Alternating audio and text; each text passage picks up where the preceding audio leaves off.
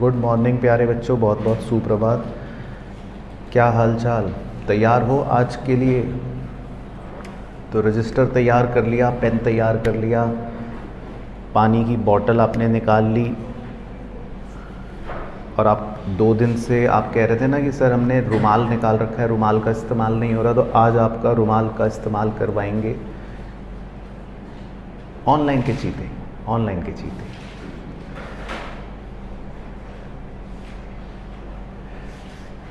तो आज जो लास्ट क्वेश्चन हम करेंगे, तो उसको करते समय शायद आपकी आंखों में आंसू आ जाए, आपको अजीब सी घबराहट होगी, है ना? तो उसके लिए आप तैयार हो?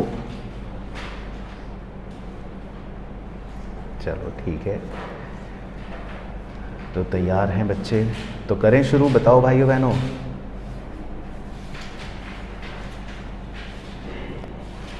तो कैसे करोगे बिल्स ऑफ एक्सचेंज? आज करेंगे क्वेश्चन, तो उसमें आप नरेशन लिखोगे और फॉर्मेट बनाओगे। वो तो मना कर रहे हैं। अच्छा, तुम्हारा जनवरी में है, तो जनवरी में आईसीआई ने मना कर रखा है कि फॉर्मेट नहीं बनाना। चलो, तो बना लेना फॉर्मेट, कोशिश करना अच्छे तरीके से करेंगे। तो पहले सबसे पहले क्वेश्चन नंबर 1 से शुरू करते हैं, ठीक है? चलो ठीक है, तो मैं पढ़ता रहता हूँ क्वेश्चन साथ साथ, फिर करते हैं। Okay. Mister Kabir accepted a bill for ₹10,000 drawn on him by mister Samarveer on 1 August 2024 for 3 months। ठीक है, तो मिस्टर कबीर ने एक बिल एक्सेप्ट करा है, तो इस लाइन से क्या पता चला कि वो ड्रॉई है। This was for the amount which Kabir owed to the Samarveer on the same date Samarveer got the bill discounted with his bank. ठीक है। On the due date Kabir approached Samarveer for the renewal of the bill. Mister Kabir agreed on the condition that 2,000 be paid immediately, okay, along with the interest on the remaining amount at 12% per annum for 3 months, and that for the remaining balance B should accept a new bill for 3 months. ठीक है, these arrangements were carried through on 31st December. Kabir became insolvent and his estate paid 40%. Prepare journal entries in the books of Mr. Samarveer. ठीक है, चलो, तो पहला question है, क्योंकि तो आप इसको एग्ज़ाम ओरिएंटेड तरीके से लिख के कर लो। कैसे लिखोगे? सबसे पहले हेडिंग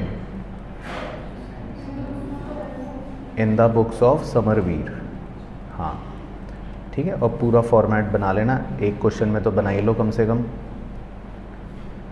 तो इन द बुक्स ऑफ समरवीर, ठीक है, तो एग्ज़ाम में आपको प्रॉपर फॉर्मेट बनाना है। डेट,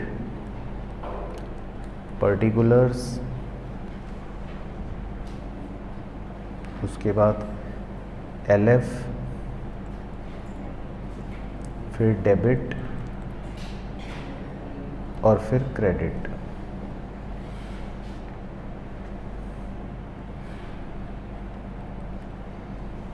चलो ठीक है, तो इसमें तो जर्नल एंट्रीज करनी है। तो ये वाला चैप्टर तो बहुत ही सिंपल और आसान है।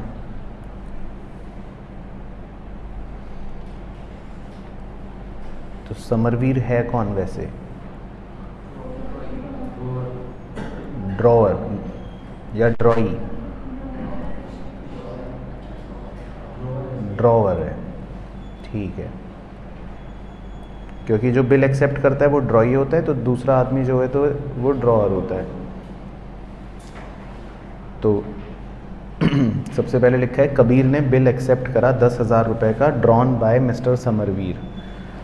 तो बताओ एंट्री ऑन 1 अगस्त,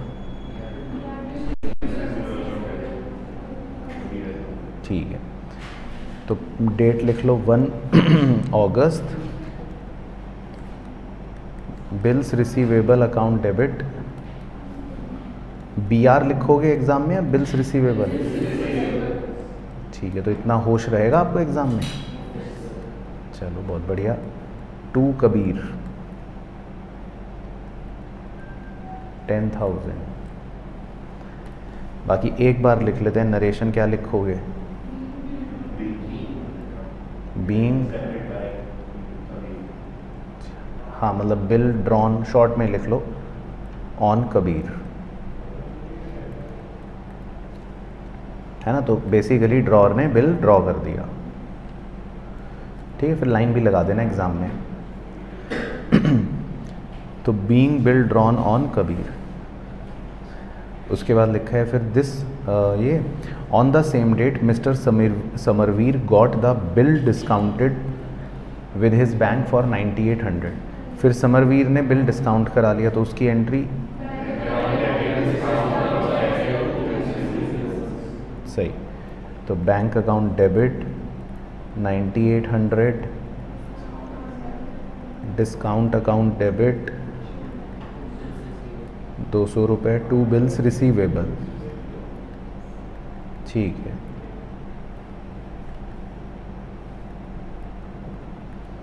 दस 10,000। इसकी नरेशन हो गई being bill discounted, being bill discounted.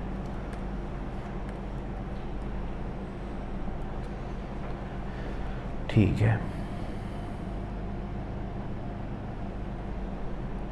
उसके बाद फिर लिखा है on the due date Kabir approach Samarveer for the renewal. तो देखो रिन्यूअल का कॉन्सेप्ट जल्दी से रिवाइज करवा देता हूँ। तो रिन्यूअल में आपको सबसे पहले तो पुराना बिल डिसऑनर करना है, ठीक है। फिर अगर कुछ कैश मिल रहा है तो वो लिखना है, फिर इंटरेस्ट की कंपलसरी एंट्री करनी है, और फिर जो नया बिल बनेगा वो करना है। तो जैसी रिन्यूअल का कॉन्सेप्ट हो तो आपको मानो कि 4 एंट्री करनी ही करनी है। तो पहले ड्यू डेट बताओ क्या आएगी? श्योर, कॉन्फिडेंट, कंप्यूटर महाशय 4 नवंबर को लॉक किया जाए तो सही है, 4 नवंबर, ठीक है, 3 महीने के बाद। तो पहले तो बिल डिसऑनर की एंट्री बताओ।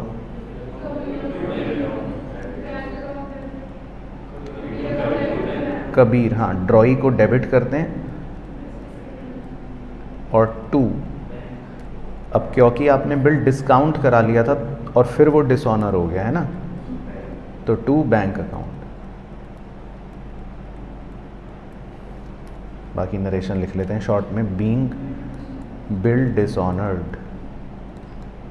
तो पुराना बिल जो है वो हमने डिसऑनर कर लिया, तो एक एंट्री तो ये हो गई।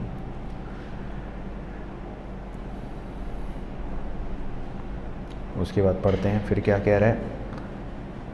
फिर mister Kabir agreed on the condition that 2000 B paid immediately along with interest. अब कबीर कह रहा है कि मैं 2000 रुपये और ब्याज आपको अभी दे दूंगा। तो पहले ब्याज निकाल लेते हैं। 240 आ रहा है, तो रिमेनिंग अमाउंट कितना बचा? 8000। 8000 का 12% 3 महीने के लिए 240, ठीक है। तो कबीर कह रहा है कि मैं 2000 रुपये और इंटरेस्ट 240 आपको अभी दे देता हूँ। तो बताओ एंट्री।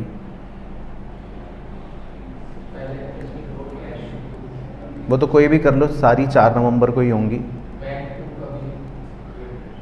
तो एक तो पहले ही वो कर लेते हैं, कैश मिलने की, cash account debit 2240 to Kabir, है ना। और इसकी नरेशन लिख लेते हैं, बीइंग कैश रिसीव्ड।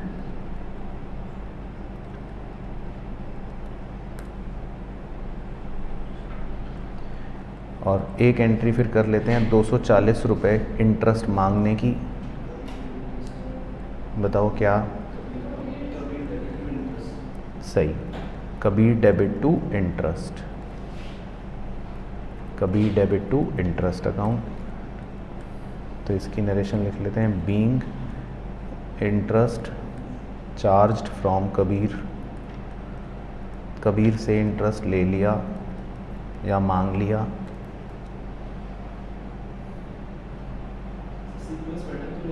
नहीं नहीं नहीं, इसमें सीक्वेंस मैटर नहीं करता, नहीं, क्योंकि सारी 4 नवंबर को ही हो रही है ना। इनफैक्ट आईसीआई तो कई बार चीतापना नहीं करता, वो तो चारों एंट्रियाँ मर्ज करके एक ही बना देता है। तो सारी एंट्रियाँ 4 नवंबर को ही हो रही है, तो सीक्वेंस नहीं मैटर करता, वो तो हम अपने मन की सहूलियत के लिए बोल देते हैं। अब चौथी एंट्री क्या कर लेते हैं, नया बिल बनाने की कर लेते हैं।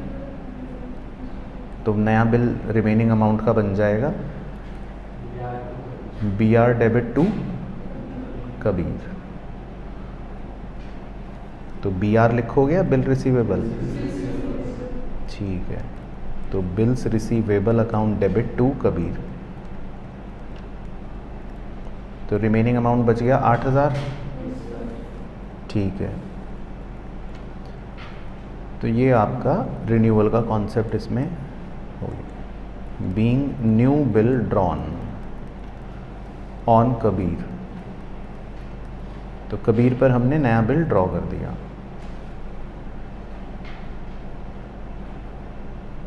है ना। तो किसी भी ऑर्डर में आप एंट्री कर सकते हो, ये 4 एंट्रीज हैं, किसी भी ऑर्डर में कर सकते हो जब जोन सा मन करे। उसके बाद 4 नवंबर के बाद अब देखते हैं आगे क्या हुआ। These arrangements were carried through. ठीक है, तो कह रहा है ये सब हो गया। On 31 December Kabir became insolvent. अब 31 दिसंबर को कबीर इंसॉल्वेंट हो गया, तो जैसे ही कबीर इंसॉल्वेंट होगा तो तुरंत आप बिल डिसऑनर की एंट्री कर दो। तो अब ये नया बिल जो है इसको 31 दिसंबर को डिसऑनर कर दो। राइट, तो Kabir debit to bills receivable, तो Kabir debit to bills receivable account. ठीक है, तो बीइंग बिल डिसऑनर्ड, तो बिल जो है हमारा डिसऑनर हो गया। और फिर उसके बाद लास्ट क्या लिखा था उसने, और कितना रुपए मिला कबीर से, सिर्फ 40%। ठीक है, तो 40% हमें मिल गया, तो क्या एंट्री बन जाएगी?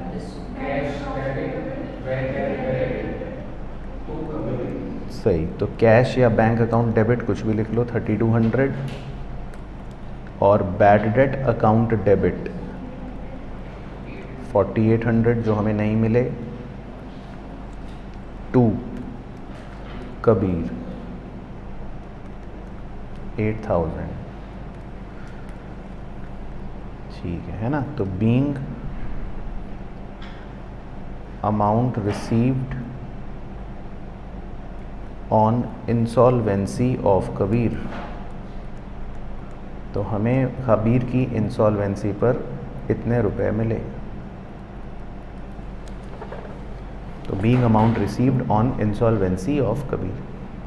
ठीक है, तो सारी एंट्रीज ओके हो गई विद लॉजिक। चलो ठीक है, बहुत बढ़िया। तो क्लियर है ऑनलाइन के चीज़। तो पहला क्वेश्चन वार्म अप क्वेश्चन, और आज के सारे क्वेश्चन जो हैं ये PYQ और MTP और RTP के क्वेश्चन है स्पेशल। चलो ठीक है, बहुत बढ़िया। अब सेकंड क्वेश्चन करते हैं, क्वेश्चन नंबर 2। क्वेश्चन नंबर 2 में लिखा है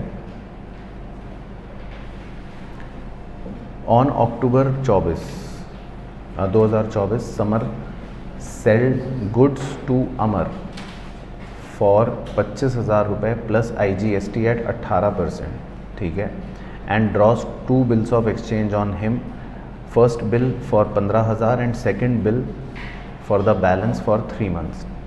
ठीक है, तो पहले चलो यहीं तक करते हैं। तो क्वेश्चन कह रहा है pass entries in the books of Samar. तो समर की ही बुक्स में एंट्री करनी है, तो ऐसा करते हैं पहले ढांचा बना लेते हैं, फिर जो जो वो बोलता रहेगा वो लिखते रहेंगे।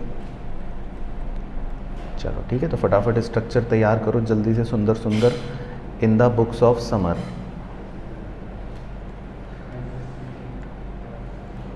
डेट,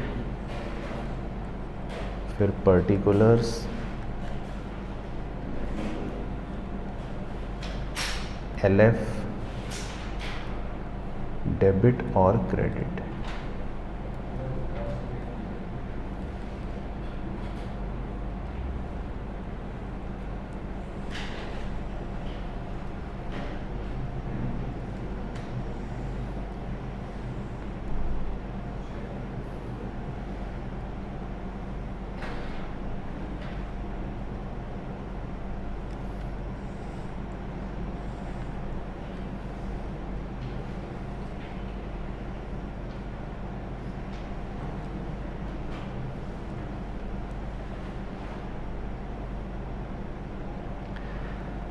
ठीक है, तो ये 1 अक्टूबर ही मान लेता हूँ। तो on 1 October Samar sell goods to Amar for 25,000 रुपये plus IGST at the rate 18%। चलो तो बताओ जी एंट्री। ठीक है, तो 1 अक्टूबर अमर डेबिट टू सेल्स अकाउंट 25,000 रुपये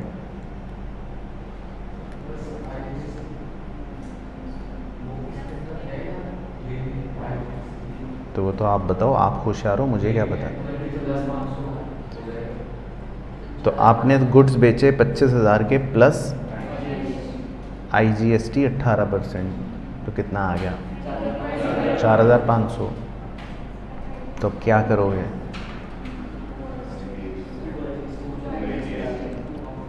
टू आउटपुट IGST, जब भी हम सेल करते हैं तो आउटपुट चिपकाते हैं, परचेज करते तो इनपुट। ठीक है, तो IGST का कॉन्सेप्ट है, सेल करते हैं तो आउटपुट, परचेज करते हैं तो इनपुट। तो कितना हो गया टोटल 29,500। तो इसका मतलब हमें अमर से 29,500 लेने हैं। ठीक है, ठीक है, बाकी नरेशन आप लिख लो। Being goods sold,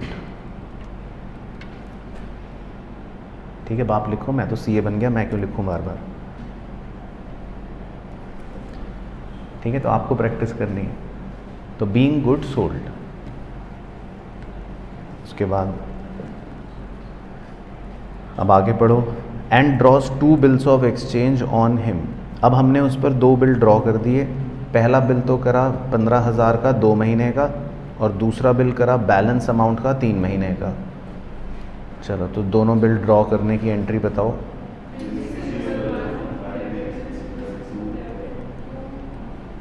bills receivable 1 account debit, bills receivable 2 account debit to Amar. पहला बिल तो था 15,000 का, तो दूसरा कितने का 14,500। ठीक है, बाकी ड्यू डेट मन में याद रखना, पहला बिल 2 महीने का है और दूसरा बिल 3 महीने का। ठीक है, तो इसकी नरेशन हो गई। बीइंग बिल ड्रॉन या बीइंग बिल्स ड्रॉन ऑन अमर, तो आपने अमर पर बिल्स ड्रॉ कर लिए। ठीक है, उसके बाद फिर लिखा है दोनों बिल अमर ने साइन कर दिए। ठीक है, both the bills are sent to the bank for collection on 1 October. दोनों बिल बैंक के पास भी भेज दिए कलेक्शन के लिए।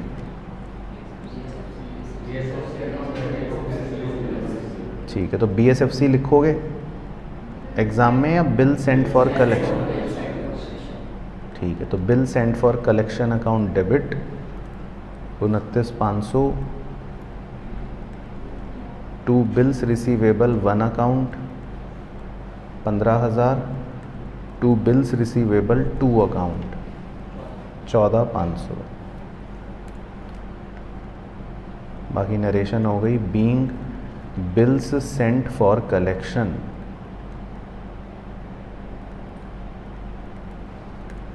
Being bills sent for collection,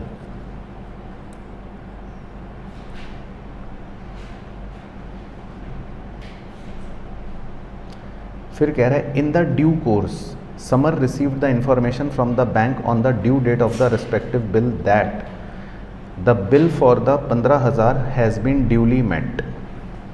तो पहला वाला बिल जो है वो तो ड्यूली मेट हो गया, पैसे मिल गए। And the bill has been dishonoured, दूसरा बिल जो है वो डिसऑनर हो गया। Noting charges paid for the dishonour of second bill are 500, और दूसरे बिल के डिसऑनर होने पर 500 रुपये के नोटिंग चार्जेस लग गए। तो पहले बिल के तो पैसे मिल गए और दूसरा बिल डिसऑनर हो गया 500 रुपये की नोटिंग के साथ। चलो तो पहले बिल के पैसे मिलवाओ पहले। डेट गुरुदेव, डेट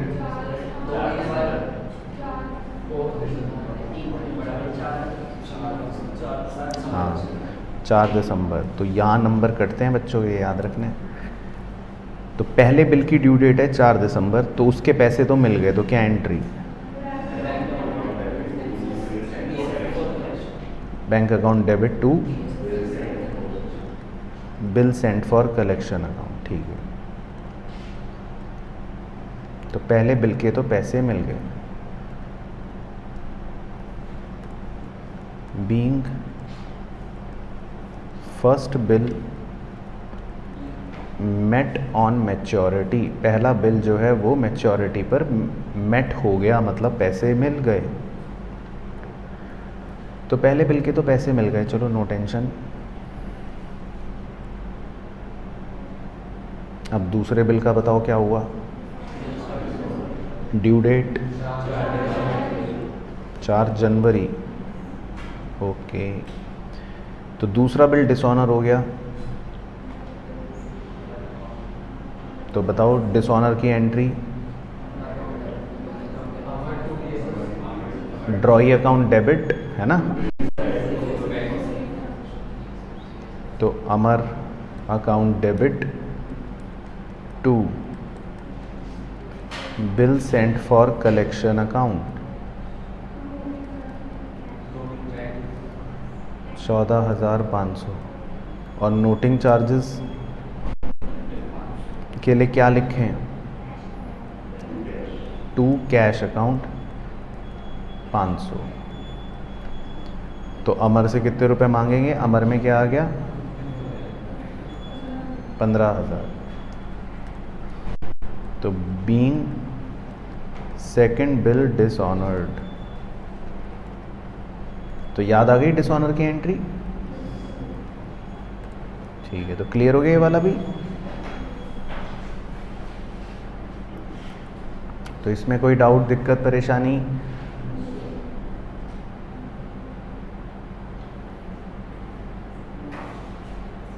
क्लियर है? चलो ठीक है, आगे बढ़ते हैं, अगले प्रश्न की तरफ बढ़ते हैं। Question number 3।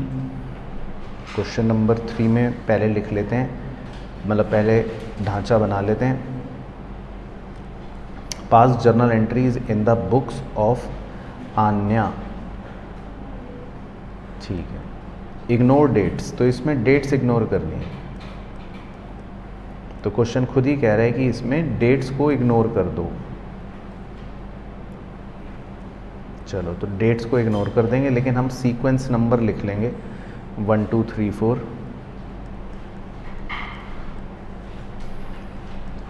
तो डेट को इग्नोर कर दो, डेट की जगह लिख लो सीक्वेंस नंबर, बाकी पर्टिकुलर्स, LF, डेबिट और क्रेडिट।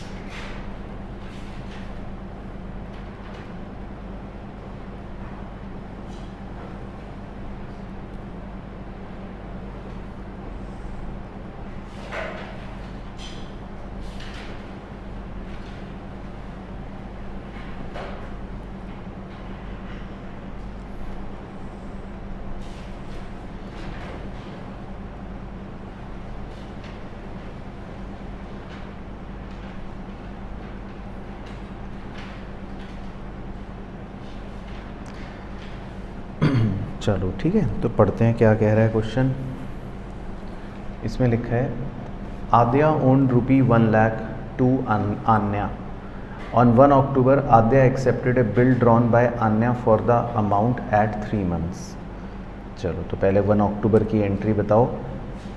आद्या ने बिल एक्सेप्ट कर लिया 1 लाख रुपए का 3 महीने के लिए, ठीक है। तो 1 October bills receivable account debit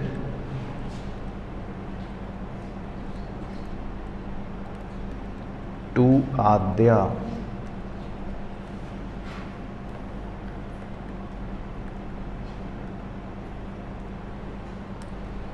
ठीक है, बीइंग बिल ड्रॉन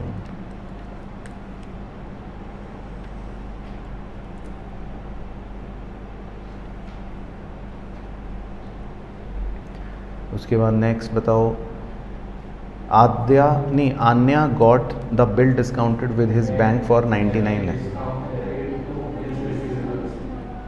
ठीक है, कब कराया बिल डिस्काउंट? 3 अक्टूबर को। डेट दे रखी है क्वेश्चन में। अच्छा, उन्होंने कहा था डेट इग्नोर कर दो। ओ, तो सीरियल नंबर लिख लें 1 2, तभी आप खुश हो गए। तो bank account debit 99,000, discount account debit 1000, 2 bills receivable account. ठीक है।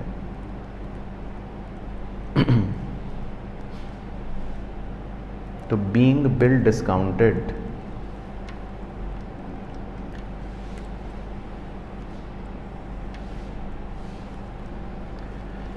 फिर बताओ, before the due date Adya approach Anya for renewal of bill.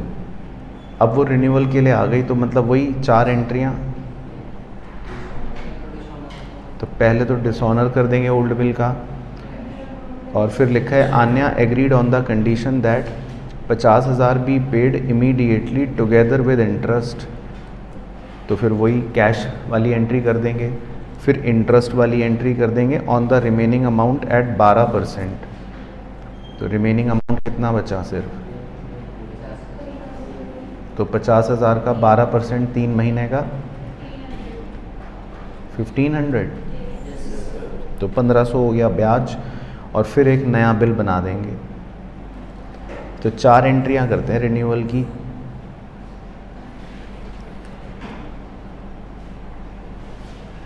तो पहली एंट्री तो बिल डिसऑनर की बताओ।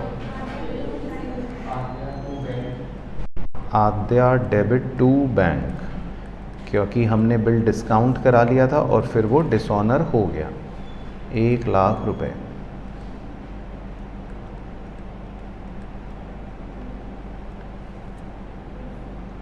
ठीक है। अब इंटरेस्ट की एंट्री क्या होती है? इंटरेस्ट की, आद्या डेबिट टू इंटरेस्ट। तो अब देखो, तो हम चाहें तो आद्या डेबिट टू इंटरेस्ट 1500 इसी एंट्री में भी लिख सकते हैं। तो आई होप आपके को कोई तकलीफ नहीं हुई है ना। इंटरेस्ट की एंट्री क्या होती है? आद्या डेबिट टू इंटरेस्ट। तो ये हम कर सकते हैं चालाकी, बाकी नरेशन वही। बीइंग कैश रिसीव्ड, नहीं सॉरी, वो being bill dishonoured and interest charged. तो बिल डिसऑनर भी हो गया पुराना वाला, और हमने इंटरेस्ट भी चार्ज कर लिया। अब आद्या से पैसे लेते हैं, तो बैंक या कैश अकाउंट डेबिट, कितने रुपए ले लें आद्या से? 51,500 है ना, 2 आद्या। तो कैश अकाउंट डेबिट टू आद्या, तो हमने आद्या से क्या कर लिया? कैश ले लिया। तो ये तीसरी एंट्री हो गई। फिर चौथी एंट्री बैलेंस अमाउंट के लिए नया बिल बनाने की। BR अकाउंट डेबिट टू आद्या। तो नया बिल बनाने की एंट्री लिख लेते हैं। BR मतलब बिल्स रिसीवेबल अकाउंट डेबिट, नया बिल कितने का बन जाएगा? 50,000 का, 2 आद्या। तो ओके हो गई जी। तो आप नया बिल बनाने की और कैश लेने की एंट्री भी इकट्ठी कर सकते हो। तो ये क्यों करवा रहा हूँ? दिखाने के लिए, क्योंकि जब भी आप एग्ज़ाम में अगर कर रहे हो क्वेश्चन रिन्यूअल के टाइम पर, तो आप ये खुद से क्रॉस चेक कर लेना कि आद्या जो है, यानी कि जो ड्रॉई होता है, वो पूरा कैंसिल आउट हो जाएगा। वो पूरा क्या हो जाएगा? कैंसिल आउट हो जाएगा। ऊपर जितना डेबिट, नीचे उतना क्रेडिट। तो इससे आपके मन में क्रॉस चेकिंग भी हो जाएगी। ओके हो गया। तो इस बार हमने रिन्यूअल 4 एंट्री की बजाय कितनी में कर लिया? 2 में कर लिया। अगले क्वेश्चन में भी अगर रिन्यूअल आया तो 1 में ही कर लेंगे। ठीक है, तो क्लियर हो गया कैसे भी कर सकते हैं हम। तो मान लो आपको रिन्यूअल एक ही एंट्री में करना हो, तो इन दोनों को भी मर्ज कर दो। ठीक है, लेकिन वो बहुत ज़्यादा चीतापना हो जाएगा, तो वो मत करो, नहीं तो फिर ICAI कहेगा कि ये तो CA फाइनल का बच्चा आ गया, इसको फेल करो। तो 2 ही करना। चलो, तो ये हो गया रिन्यूअल। फिर उसके बाद लिखा है these arrangements were carried out but afterwards, उसके बाद आद्या बिकेम इंसॉल्वेंट। तो अब जैसे ही आद्या इंसॉल्वेंट हो गई, तो पहले तो क्या कर देते हैं, डिसऑनर कर देते हैं नया बिल। तो आद्या डेबिट 50,000 रुपये टू बिल्स रिसीवेबल।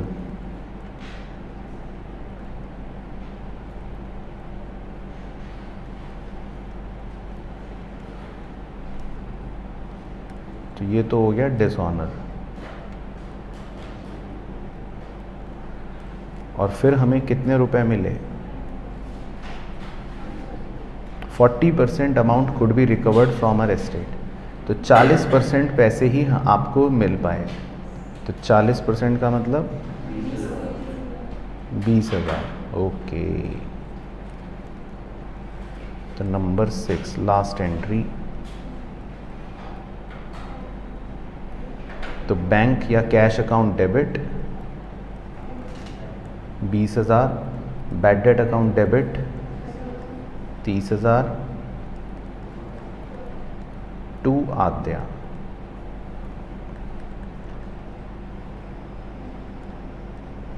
ठीक है, तो क्लियर हो गया।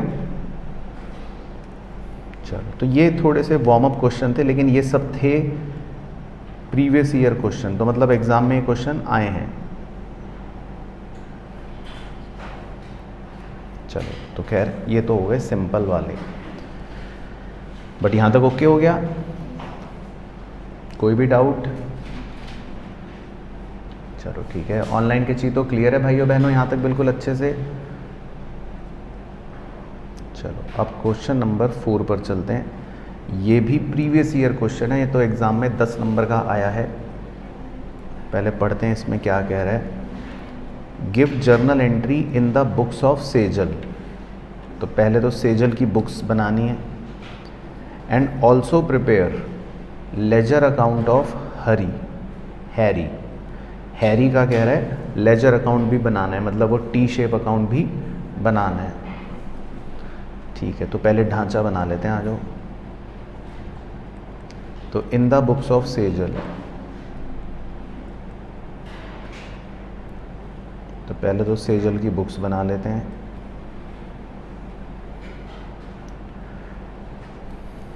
ठीक है, तो बनाओ फटाफट। डेट, पर्टिकुलर्स, LF, डेबिट और क्रेडिट।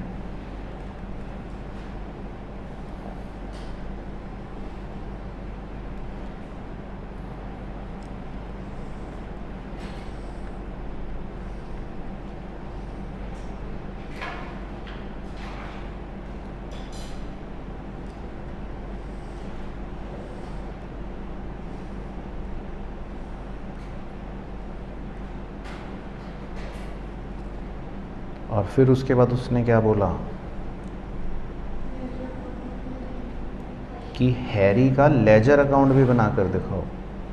तो आप एक लेजर अकाउंट बना लो हैरी।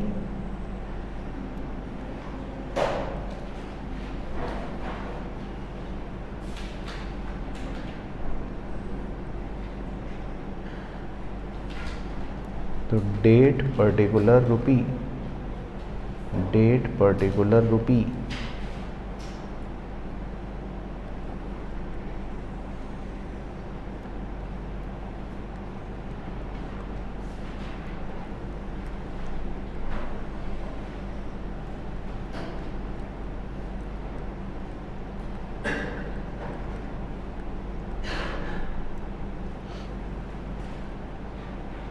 चलो ठीक है, तो बन गया ढांचा।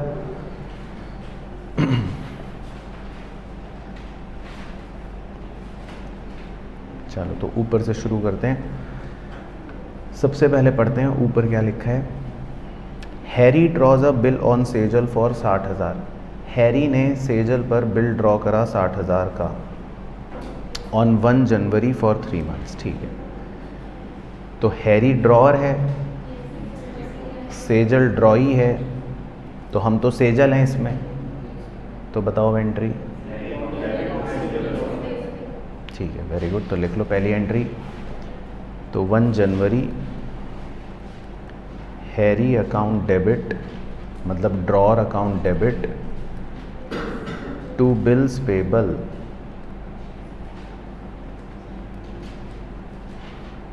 60,000 रुपी। ठीक है, अब क्योंकि हम तो होशियार चार्टर्ड अकाउंटेंट हैं, तो हम हैरी के अकाउंट में 1 जनवरी को Harry account debit to bills payable की ये पोस्टिंग भी दिखा दें साथ साथ। तो आप हैरी के लेजर अकाउंट में डेबिट साइड पे साथ साथ लिख भी लो 1 January to bills payable account. Okay हो गया? तो समझ आया? चलो, तो लिखो क्या हुआ, क्या खजाना ढूंढ रहे हो दोस्त? क्या हुआ, कुछ मिस हो गया? चलो फिर उसके बाद, तो Sejal accept the bill and send its back to Harry. Harry get it discounted for 56,000 रुपये। हैरी ने इसको बैंक से 56,000 रुपये में डिस्काउंट करा लिया। हाँ, तो वैसे तो हमें कोई मतलब नहीं, लेकिन चलो नॉलेज के लिए बताओ, तो हैरी का डिस्काउंट चार्ज कितना हुआ? 4,000। तो हैरी का कितना हुआ डिस्काउंट चार्ज? 4,000।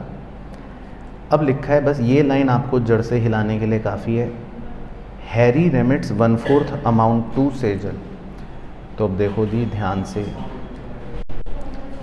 इसका मतलब हैरी और सेजल ये दोनों दोस्त हैं। हाँ, तो इसका मतलब ये दोस्ती में, यानी कि एकोमोडेशन बिल में काम कर रहे हैं। याद आ गया कॉन्सेप्ट?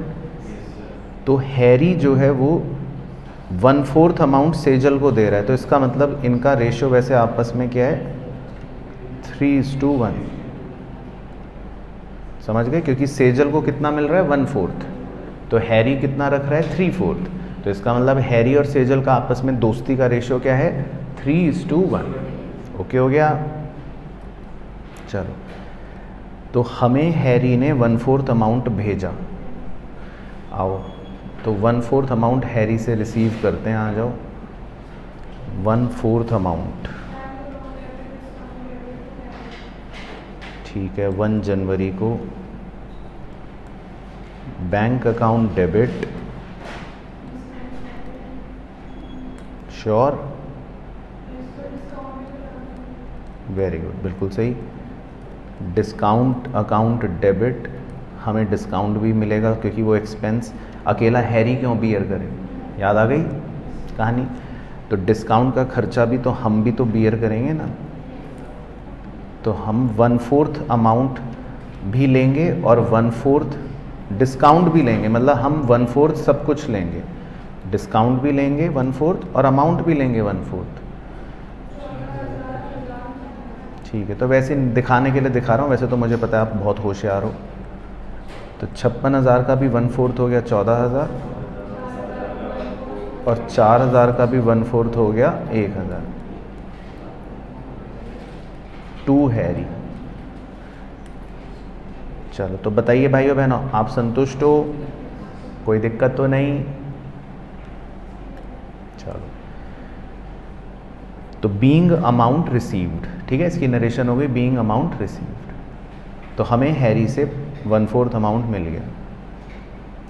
अब क्या हुआ? On the due date Harry was unable to remit his share to the Sejal. अब इस बिल की ड्यू डेट आ गई, तो खैर हैरी ने हमें कुछ भी नहीं दिया, तो पहले तो ड्यू डेट बताओ क्या है जी? 4 अप्रैल। ठीक है, तो 4 अप्रैल को हम ये बिल क्या कर देंगे? नहीं, हम तो ड्रॉ ही हैं।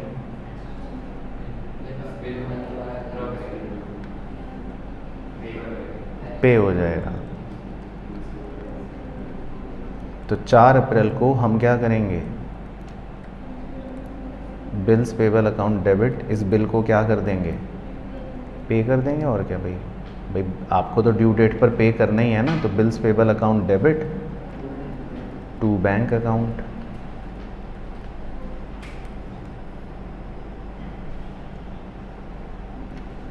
डिसऑनर तब करते अगर क्वेश्चन कहता कि आप इंसॉल्वेंट हो गए, या अगर क्वेश्चन कहता कि सेजल के पास तो कुछ है ही नहीं, तब इसका मतलब बिल डिसऑनर हो जाता। तो आप तो बिल पे करोगे, आप तो सेजल हो, सेजल के पास तो बहुत पैसे हैं, तो ड्यू डेट पर सेजल ने बिल पे कर दिया। ठीक है, अब आगे उसी दिन की कहानी में ये जोड़ दिया, रादर अब हैरी क्या कर रहा है, accepts a bill of 80,000 for a period of 3 months. अब हैरी इस बार एक्सेप्ट कर रहा है 80,000 का बिल, तो मतलब हमने नया बिल हमने ड्रॉ करा। तो बताओ, सही। तो 4 अप्रैल, अब हम नया बिल ड्रॉ करते हैं। बिल्स रिसीवेबल अकाउंट डेबिट 80,000 का टू हैरी।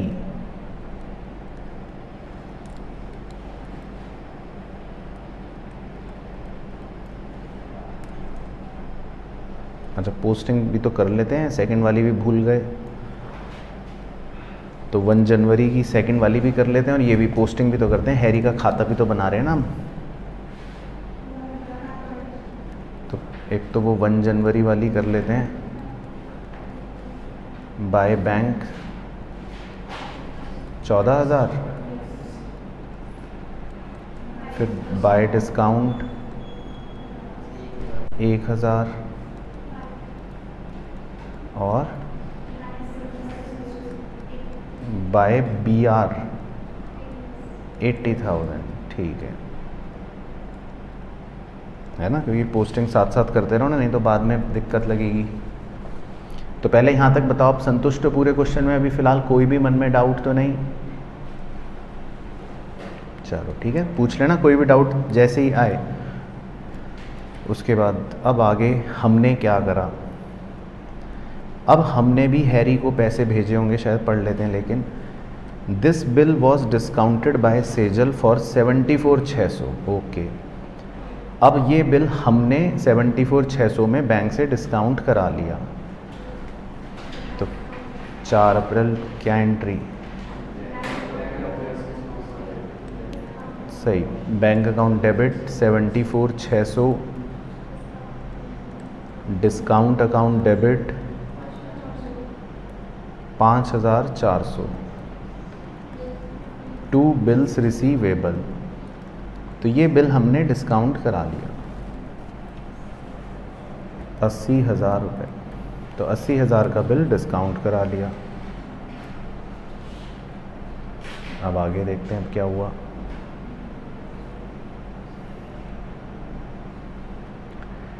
अब हम भी कुछ पैसे भेजेंगे, ऐसा मुझे लग तो रहा ही है। फिर लिखा है Sejal after making the payment of first bill, वो तो खैर हमने करी थी फर्स्ट बिल की, देखो पेमेंट तो हमने तो करी दी थी पहले ही। Sent 3/4 of the amount remaining to Harry, तो 3/4 अमाउंट उसने हैरी को भेज दिया।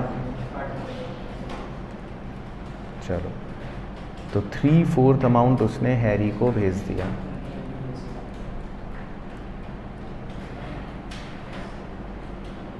तो 4 अप्रैल, तो हैरी को उसने 3/4 अमाउंट भेज दिया। तो क्या एंट्री होगी, Harry debit to bank, very good, और टू डिस्काउंट। चलो, तो काफ़ी बच्चों ने एग्ज़ाम में, ये एग्ज़ाम का PYQ क्वेश्चन है ना, तो ये एंट्री गलत करी थी, बट आपको क्लियर है एंट्री।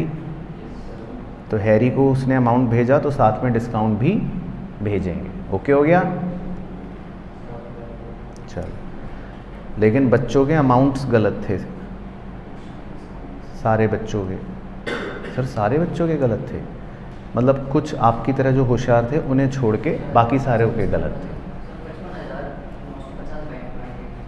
55,950 बैंक में आएंगे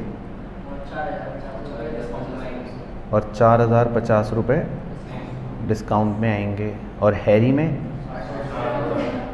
60,000 आएंगे। ओके, तो बताओ क्या यही है जी?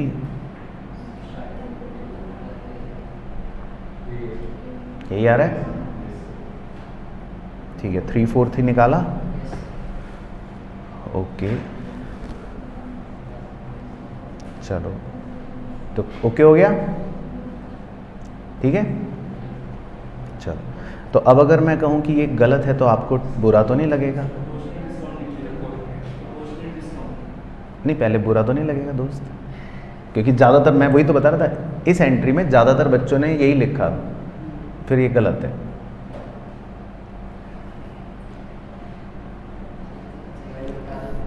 हैं? अब सही वाला बता देते हैं, बिल्कुल।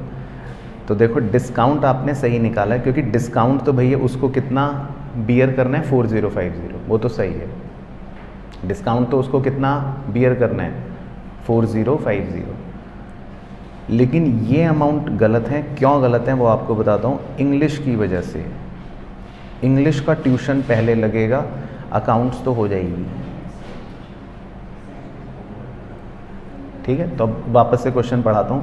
क्वेश्चन की चालाकी कहाँ थी? एक शब्द उन्होंने दिया, ग्रीन कलर कर रहा हूँ, सेजल के बाद लिखा है after making the payment of first bill. अब सेजल ने, देखो, हमने बिल डिस्काउंट कराया 80,000 का, कराया ना, लेकिन सेजल ने वो 80,000 रुपये जो बिल डिस्काउंट कराया उसमें से पहले फर्स्ट बिल की पेमेंट करी। अब फर्स्ट बिल की पेमेंट कितनी हो गई? 60,000। तो फर्स्ट बिल की पेमेंट करने के बाद लिखा है after making the payment of first bill send 3/4 amount remaining to Harry. तो 80,000 का जो बिल है उसमें 60,000 की पहले उसने पेमेंट कर दी, तो कितना बच गया? 20,000। तो खाली 20,000 रुपये जो बच गया उसी का 3/4 अमाउंट आप निकालो, 15,000। तो बेसिकली हैरी को डेबिट आप सिर्फ 15,000 रुपये ही करोगे। तो आपने जैसे 60,000 डेबिट करा था, क्योंकि आपने तो पूरा 3/4 निकाल दिया था 80,000 का ही, है ना? नहीं, बिल तो अलग है, लेकिन सेजल कितने रुपए भेजेगी हैरी को? सेजल भी देखो क्या कहेगी, हम क्या कहेंगे हैरी से कि हैरी भाई तुमने पहले बिल के देखो पैसे नहीं दिए थे हमें, लिखा है ना Harry was unable to remit his share. तो अब सेजल कह रही है, हम कह रहे हैं कि पहले हम 60,000 रुपये पे कर देंगे और फिर जो बचेगा उसका 3/4 तुम्हें भेजेंगे। तो ये क्वेश्चन की लैंग्वेज याद रखनी है आपको। तो ओके हो गया। तो क्वेश्चन ने इसीलिए दिया कि Sejal after making the payment of first bill, मतलब पहले बिल की पेमेंट के बाद 3/4 of the amount remaining send to Harry. तो ओके हो गया। चलो, तो याद रखना है ये पॉइंट।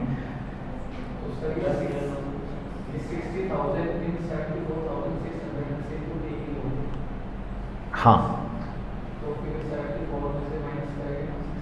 हाँ, तो अब कर दो 74,600 में से 60 माइनस कर दो,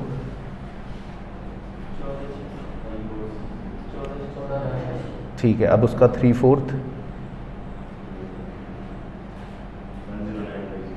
तो 10950 लिख लो बैंक में,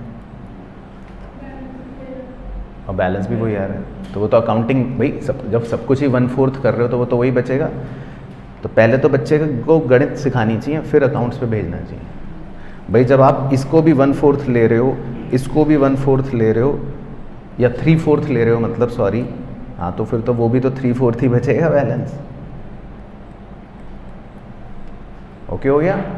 लेकिन फिर भी मैं ब्रैकेट में दिखा देता हूँ, क्योंकि हो सकता है आपको अजीब लगे। तो देखो, 80,000 में से 60,000 का बिल पे होने के बाद जो बचा उसका 3/4, ठीक है। और बैंक में आपका कितना बचा था, 74,600 में से 60,000 का बिल पे करने के बाद, पेमेंट करने के बाद 3/4, और डिस्काउंट था आपका 5,400 का, उसका 3/4। तो आप हैरी को सब कुछ 3/4 भेज रहे हो, बस सिंपल।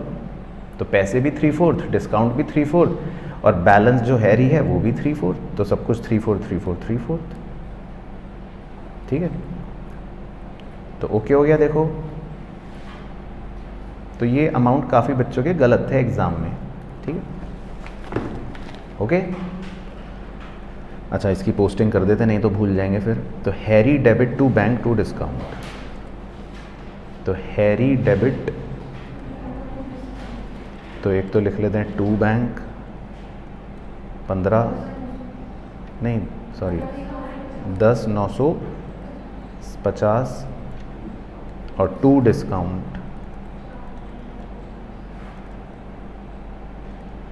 4,050।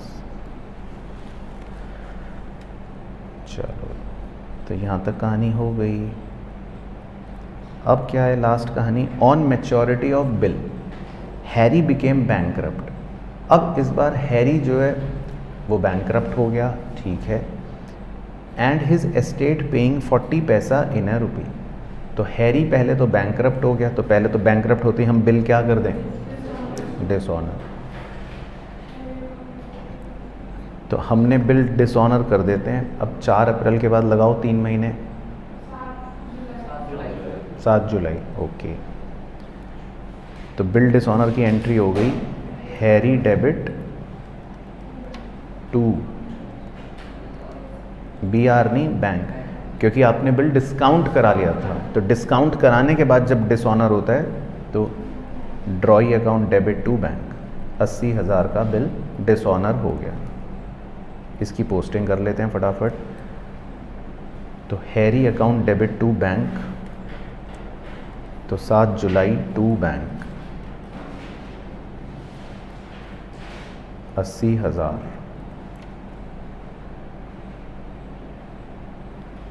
और फिर मेरे ख्याल से कुछ पैसे भी मिल गए शायद। कितने मिल गए, 40 पैसे इन रुपी, 40% मिल गए। तो निकालो 40%, 32,000। तो बस,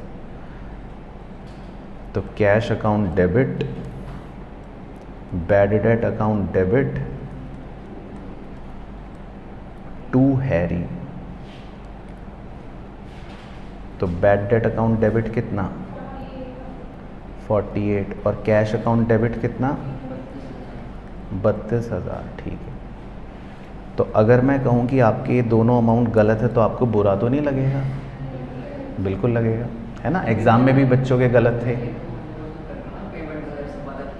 हाँ, तो चल गई दिमाग की बत्ती। तो देखो, आप जोशीले नौजवान हो, ये आपको हमेशा याद रखना है ना। आप कौन से नौजवान हो, जोशीले नौजवान। अब देखो आपकी रगों में खून क्या दौड़ रहा है, आप तो सीधा हैरी का 80,000 पकड़ा, ओ भाई सीधा निकालो 40%। लेकिन हैरी तो ऊपर से चला आ रहा है, उसका हिसाब निकाला आपने पहले हैरी का, क्या पता खाली बची 10,000 रहे हो, है ना। तो हैरी के खाते को देखो, डेबिट क्रेडिट हो रखा है, पहले हैरी का हिसाब तो बना लो, कितने रुपए बच रहे हैं हैरी से लेने के, 15 बच रहे हैं। एक बार चेक करो, डेबिट का टोटल कितना आ रहा है, 1,55,000।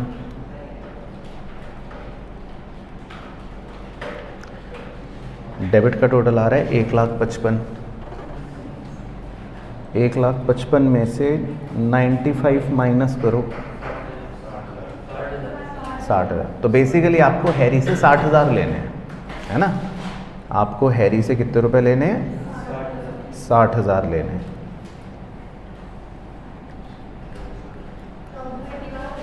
हाँ, अब उसने 40% दिए, यानी 24,000 दिए, और 60% यानी 36,000 बैड डेट हो गए। तो इसकी पोस्टिंग भी कर सकते हो आप। तो बाय कैश तो 24,000 दिए और बाय बैड डेट 36,000 नहीं दिए, क्योंकि एकोमोडेशन बिल है ना, तो आपको ध्यान रखना है हैरी का कुछ हिसाब चल रहा होगा, तो जोश में नहीं रहना, समझ गए। तो हैरी का कितना रुपया हिसाब का बच रहा था, सिर्फ 60, तो 60 में से उसने 40% दे दिया और बाकी वो नहीं दे पाए। तो देखो अकाउंट भी क्लोज हो गया हैरी का और एंट्रियां भी क्लोज हो गई। ओके, चलो, तो ये एक पहला बढ़िया क्वेश्चन मिला आपको और ये एग्ज़ाम में आ चुका है 10 नंबर का। तो क्लियर हो गई। तो इसमें 2 जगह बच्चों ने गलती करी थी और वो आपने भी करी, वहीं पे ही करी जहाँ बच्चों ने करी,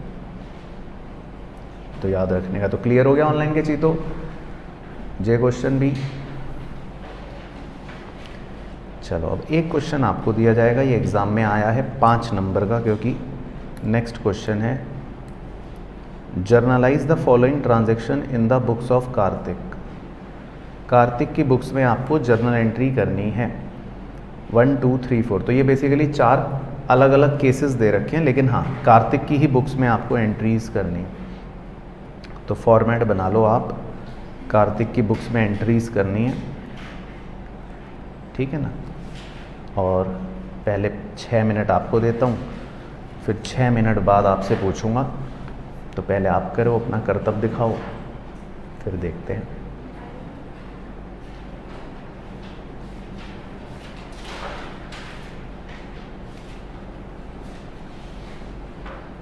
ठीक है, तो फॉर्मेट भी बना लेना चाहें एक बार, in the books of Kartik.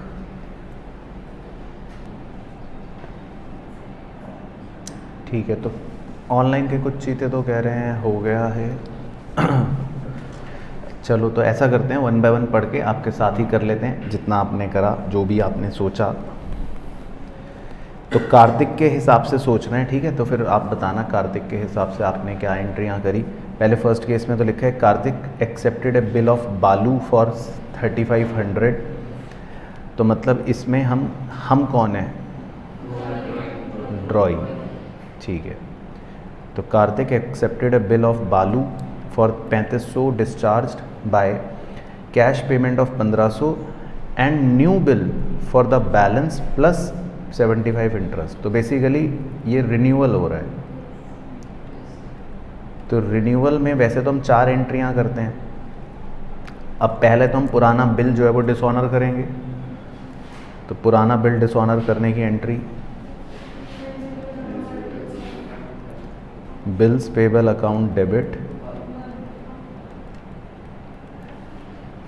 है ना, 3500 टू बालू। तो बोलो पहले तो यही होगी, कोई दिक्कत, ठीक है। फिर दूसरी एंट्री हम करते हैं इंटरेस्ट देने की। तो इंटरेस्ट 75 रुपये। तो इंटरेस्ट की एंट्री क्या, नहीं हमें इंटरेस्ट पे करना है इस बार। इंटरेस्ट हमारे लिए एक्सपेंस है, इस बार इंटरेस्ट हमारे लिए एक एक्सपेंस है, बिकॉज वी आर ड्रॉई, हमें 75 देने पड़ेंगे, है ना, हमें 75 देने पड़ेंगे। तो इंटरेस्ट डेबिट 75 टू बालू, ओके, कोई दिक्कत। फिर तीसरी एंट्री होती है इंटरेस्ट के बाद, उसने बोला कि कैश पेमेंट हमने करी 1500 रुपये की। तो इसकी एंट्री क्या, बालू डेबिट टू कैश। तो बालू डेबिट टू कैश अकाउंट। तो 1500 की हमने पेमेंट कर दी, ठीक है जी। बालू डेबिट टू कैश, 1500 की पेमेंट हो गई, 3 एंट्री हो गई। और फिर जो बैलेंस बच गया उसके लिए नया बिल। तो बैलेंस कितना बच गया, 2000,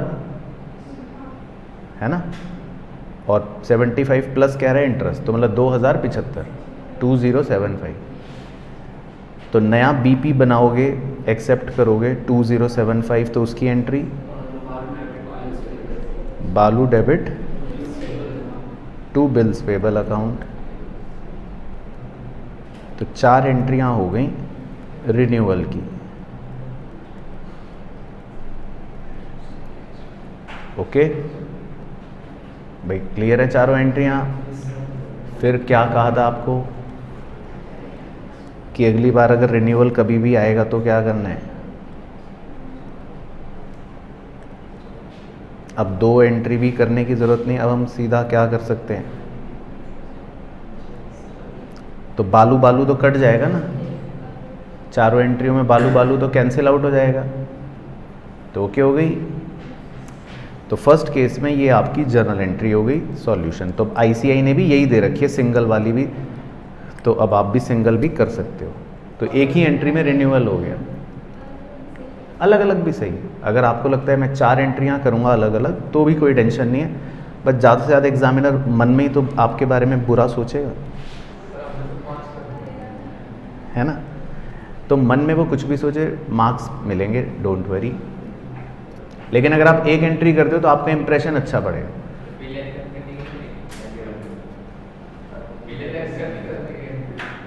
बिल एक्सेप्ट करने की एंट्री नहीं, वो तो पूरा एक सेंटेंस है, Kartik accepted a bill of बालू ऑफ 3500 डिस्चार्ज। वो तो पुरानी बात बता रहा है कि हमने कोई बिल एक्सेप्ट करा था 3500 का, वो डिस्चार्ज कर रहे हैं अब। इंग्लिश का ट्यूशन पहले ज़रूरी है ना, कि भाई कब पॉज लगाते हैं, कब सेंटेंस का मीनिंग कहाँ से उठा के लेते हैं, ये इंग्लिश में सिखाया जाता है। ऐसे थोड़ी ना कुछ भी लिखा है इंग्लिश में तो बस भाई बिल एक्सेप्टेड ओ कर दो एंट्री, आगे की भी तो इंग्लिश पढ़ो।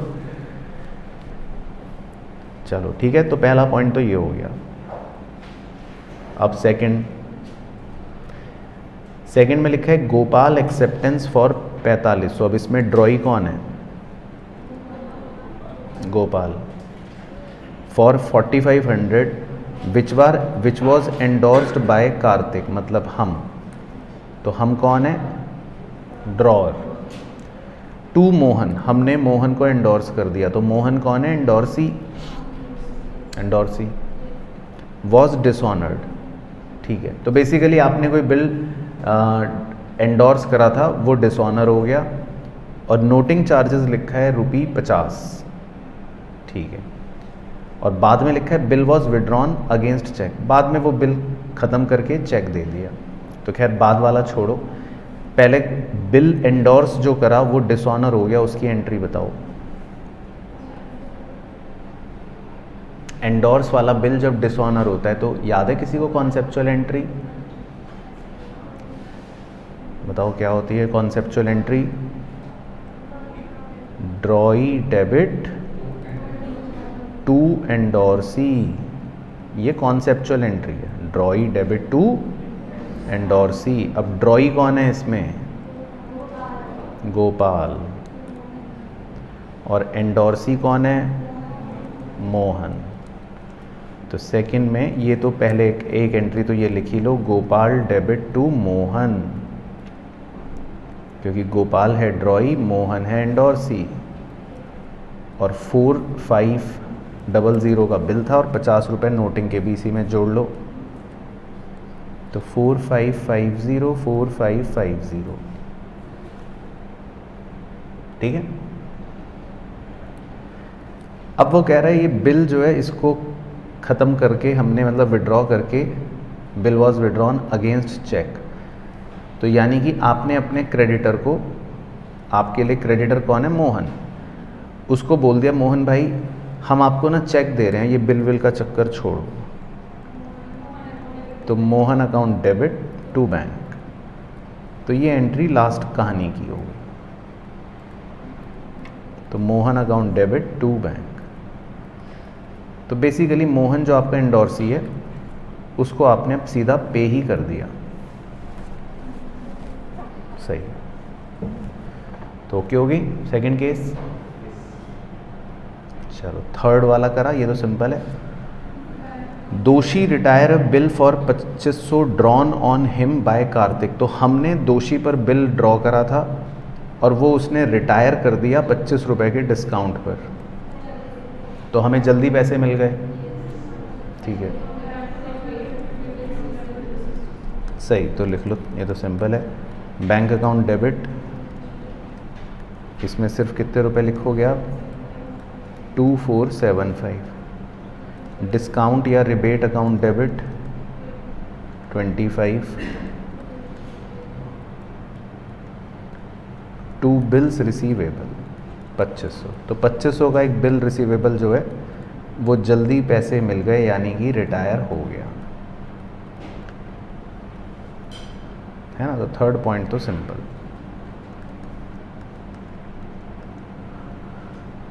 उसके बाद फोर्थ देखते हैं क्या कह रहा है। फोर्थ में लिखा है कार्तिक्स एक्सेप्टेंस टू प्रेम। तो इस बार हमने एक्सेप्टेंस दी है, तो हम कौन है? ड्रॉई। और टू प्रेम, प्रेम कौन है? Drawer. For 6500 discharged by Prem, full stop. फिर लिखा है अशोक एक्सेप्टेंस। तो अशोक कौन है? ड्रॉई। टू कार्तिक, कार्तिक कौन हो गया? Drawer. For a similar amount.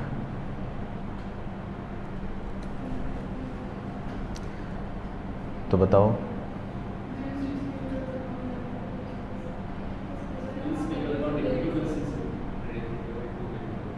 हैं?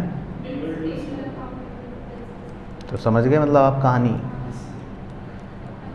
तो कहानी ये है कि इसमें 3 लोग हैं, कार्तिक भी है मतलब हम, प्रेम भी है और अशोक भी है। कार्तिक भी है, प्रेम भी है और अशोक भी है। तो देखो आपको इसमें स्टोरी समझ आ गई? फिर भी समझ लो एक बार।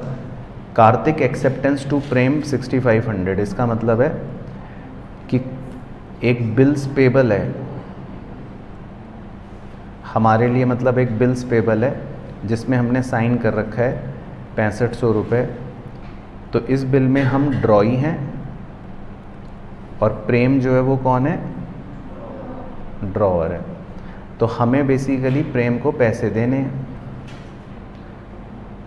अब लिखा है Ashok's acceptance to Kartik for the similar amount. तो वो प्रेम ने कैसे डिस्चार्ज कर दिया? अब अशोक किसी और दूसरे बिल में, अशोक जो है वो ड्रॉई है और बिल भी सिमिलर अमाउंट का ही है 6500 का, उसमें अशोक के साइन है। उस बिल में हम ड्रॉअर हैं, यानी हमें अशोक से पैसे मिलेंगे। तो एक सेम अमाउंट का बिल है जिसमें हमें पैसे मिलेंगे, एक सेम अमाउंट का बिल है जिसमें हमें पैसे देने हैं। मतलब एक बिल है हमारे लिए बिल रिसीवेबल, एक बिल है हमारे लिए बिल्स पेबल। तो वो ये कह रहा है कि हमने डिस्चार्ज कर दिया, तो बिल से बिल काट दिया हमने, तो बेसिकली आपकी लाइबिलिटी भी ख़त्म हो गई। तो बिल्स पेबल को डेबिट कर लेते हैं, और नहीं तो आप 2 एंट्री भी कर सकते हो। एक एंट्री कर दो bills payable debit to cash, और फिर दूसरी एंट्री कर दो cash account debit to bills receivable, पैसे भी मिल गए। लेकिन 2 एंट्री करता नहीं है ना ICI, तो कहता हम तो चीते हैं। तो कैश कैश कैंसिल आउट हो गया, तो एक ही एंट्री बन गई bills payable account debit to bills receivable. चलो तो ओके हो गया जी क्वेश्चन। तो ये भी मज़ेदार क्वेश्चन है एग्ज़ाम में बहुत। चलो अब चलते हैं अगले प्रश्न की तरफ, यानी कि सेकंड लास्ट क्वेश्चन है ये आज की महफिल का। ये 15 नंबर का आया एग्ज़ाम में सेकंड लास्ट क्वेश्चन है, तो 15 नंबर का आया है।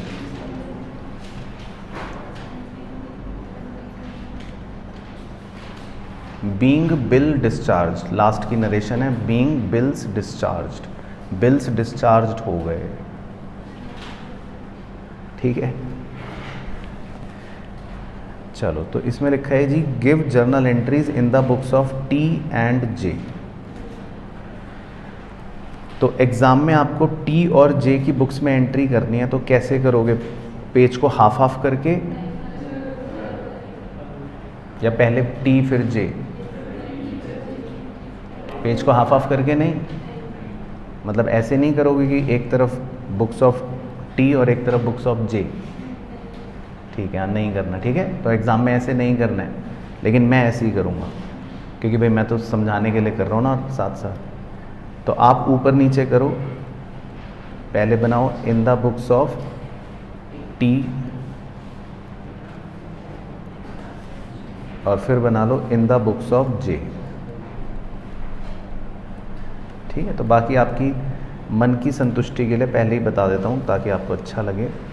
इसमें ये टी और जे जो हैं ये दोनों दोस्त हैं। हाँ, तो अभी करा था ना आपने थोड़ी देर पहले एक क्वेश्चन, बस वही सेम क्वेश्चन है, फिगर्स बदल गई। तो इस बार टी और जे जो दोनों दोस्त हैं, एकोमोडेशन बिल है, तो पहले आप बना लो।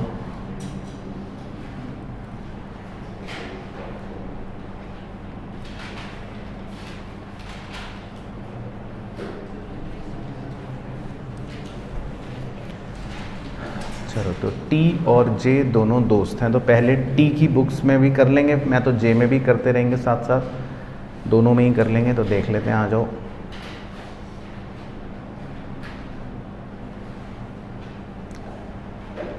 क्या कह रहा है question? T draws on J, T ने ड्रॉ करा जे पर, क्या ड्रॉ करा? Bill of exchange for 1,80,000 on 1 April for 3 months. चलो, तो साथ साथ करते हैं, ठीक है। तो डेट 1 अप्रैल और entry B R debit to जे,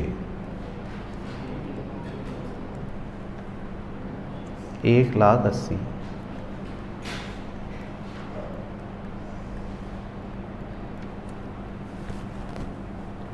फिर जे की बुक्स में, ठीक है, T debit to bills payable. तो सबसे पहले तो बिल बना दिया और इसने बिल एक्सेप्ट कर लिया।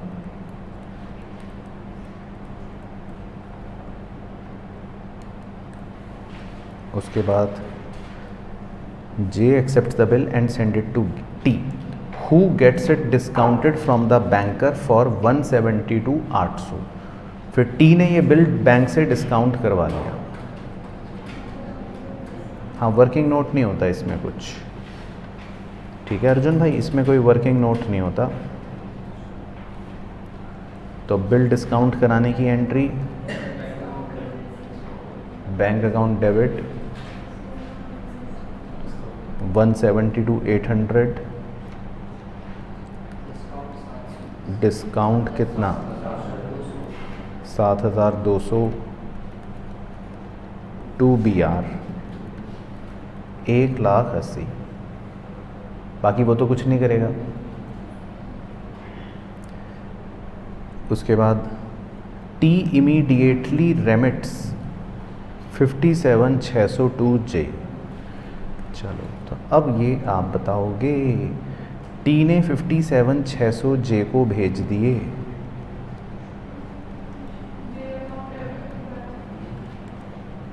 तो जे अकाउंट डेबिट और to discount, very good, discount भी तो भेजेगा, दोस्त है ना क्योंकि दोनों।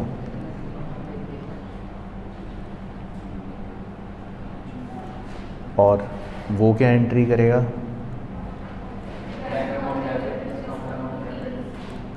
Bank account debit, discount account debit to T, उसे पैसे भी मिल गए और डिस्काउंट भी मिल गया, ठीक है। तो बैंक में तो मैं लिखूंगा अमाउंट 57,600, डिस्काउंट आप बताओगे 57,600, वही तो नहीं दिया इस बार, इसीलिए तो आपको दिया है बुद्धि लगाने के लिए। तभी तो ICI कह रहा है 15 नंबर लो भाई। उसने तो अमाउंट दिया है कि भैया 57,600 भेजे, तो अब रेशो आपको खुद निकालना है और फिर डिस्काउंट बताओ। 2:1।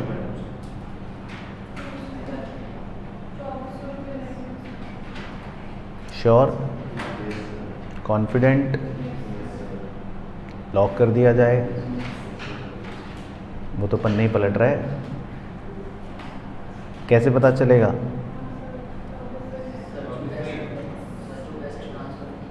भाई टी और जे जो है ना, हाँ तो देख लो थोड़ा सा दिमाग दुमूक लगा के, टी के पास 170 to 800 रुपये थे, उसमें से 5,7,600 दे दिए, तो देख लो प्रपोर्शन निकाल लो। हाँ तो इन दोनों का प्रपोर्शन कितना आ रहा है? 1/3।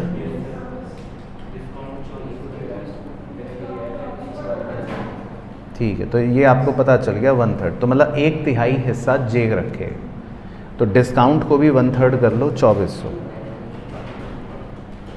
तो क्लियर हो गया भाइयों बहनों? और ये भी बन गया 60,000। चलो तो कोई टेंशन? ओके ठीक है, तो 1 अप्रैल तक तो हम पहुंच गए। फिर लिखा है on the due date T being unable to remit the amount due, वही सेम कहानी जो होती है, accepts a bill for 2,52,000 for 3 months। अब उसने एक नया बिल एक्सेप्ट कर लिया, मतलब टी ने नया बिल एक्सेप्ट कर लिया ड्यू डेट पर। तो पहले तो ड्यू डेट बताओ, 4 जुलाई। तो 4 जुलाई को नया बिल एक्सेप्ट करने की entry, J account debit to BP 252, तो J account debit to BP 252, और वो क्या करेगा? Bills receivable account debit to T. हाँ चलो वो भी कर देता हूँ उसके नीचे, और वो फर्स्ट बिल का अमाउंट भी पे करेगा, बिल्कुल सही, बीपी डेबिट टू कैश या बैंक। फर्स्ट बिल कितने का था इसका? 1,80,000। तो ड्यू डेट पर फर्स्ट बिल पे भी कर देते हैं, बिल्कुल सही, और नया बीआर ड्रॉ भी कर लेते हैं। तो 4 जुलाई को फिलहाल हम यहाँ तक पहुँच गए। तो पहले आप देखो कि आप संतुष्ट हो।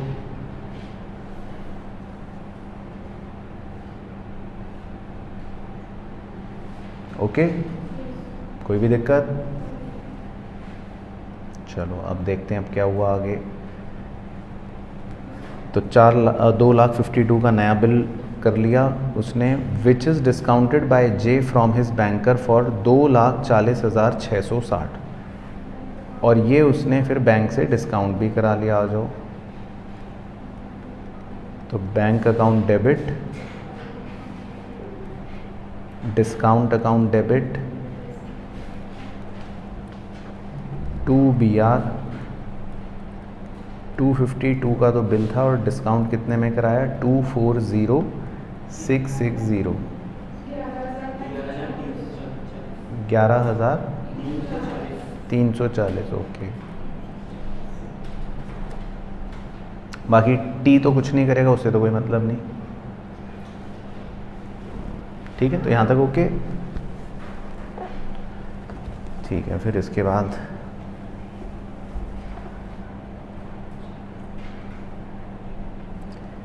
अब लिखा है जी, जे सेंड्स 40,040 टू टी।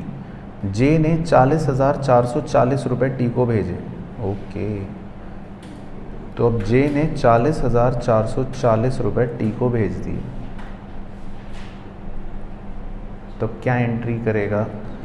जे भी करेगा मतलब, और टी भी करेगा। तो टी करेगा bank account debit, discount account debit to J. तो बैंक अकाउंट तो मैं लिखूंगा 40,040, 40,440, हाँ। और जे क्या एंट्री करेगा? टी डेबिट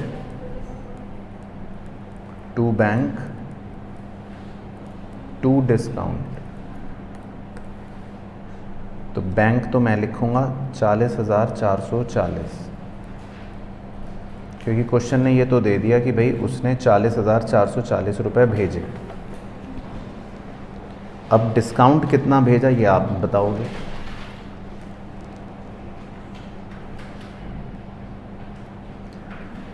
ठीक है, तो डिस्काउंट कितना भेजा ये आप बताएंगे कि भाई इसको डिस्काउंट कितना मिला, उसने कितना डिस्काउंट भेजा। अमाउंट तो क्वेश्चन ने बता रखा है 40,440।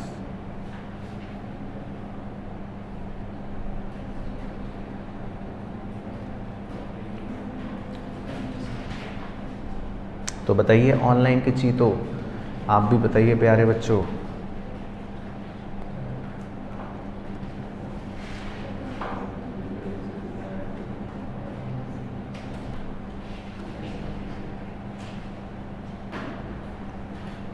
बताओ जल्दी बताओ, दाढ़ी मूछ बढ़ गई इतनी देर में तो। श्योर? तो कैसे निकालेंगे?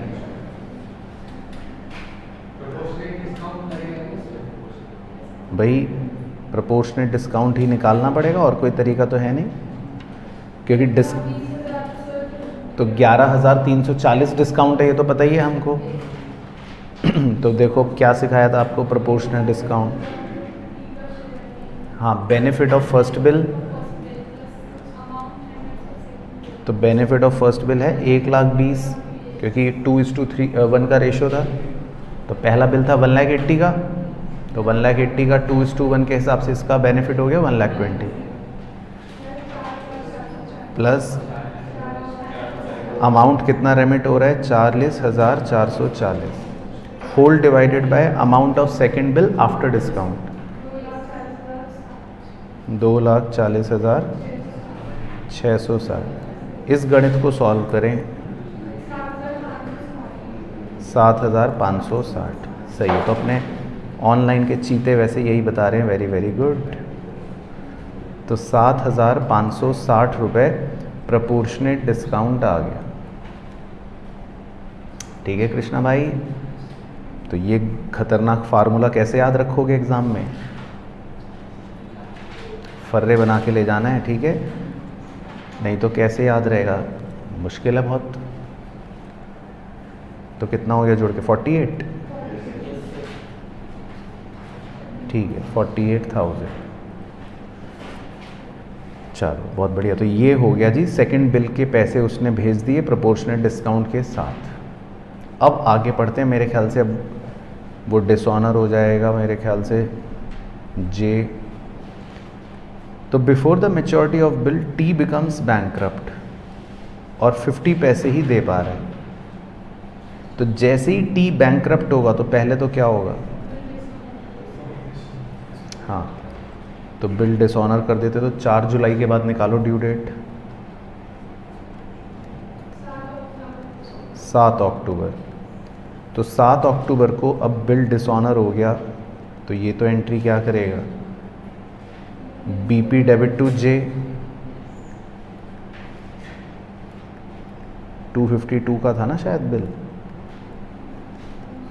जो इसने एक्सेप्ट कर रखा था 252, और ये क्या एंट्री कर देगा? T account debit to B are.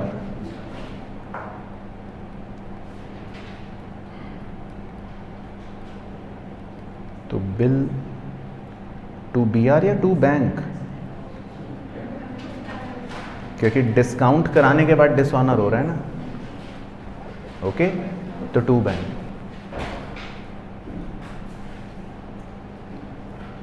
और कितने रुपए मिल गए? तो लिखा है T becomes bankrupt and his state paying 50 पैसे इन ए रुपी। तो टी जो है 50 पैसे इन ए रुपी दे रहा है। तो पहले एंट्री लिख लेता हूँ। तो ये तो एंट्री करेगा क्या? जे अकाउंट डेबिट टू कैश और टू डेफिशिएंसी अकाउंट।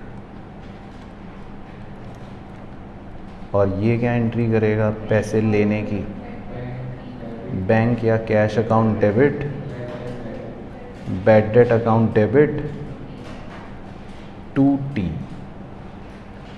चलो तो ये आप बताओगे।